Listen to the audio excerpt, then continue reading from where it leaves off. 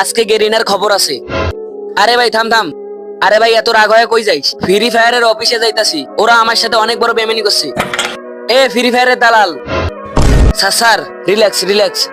Sir আপনাদের কি সমস্যা আছে বলেন? শালার 5-6 বছর থেকে গেম খেলি, এখন পর্যন্ত আমরা বট, আমরা কি কখনো পুরো হইতে পারবো না? স্যার স্যার আপনি রাগ হবেন না, আমরা আপনাদের সমস্যাটাকে দূর করতেছি। আপনার ইউআইডি বলেন। 15, 16, 30, 28, 70।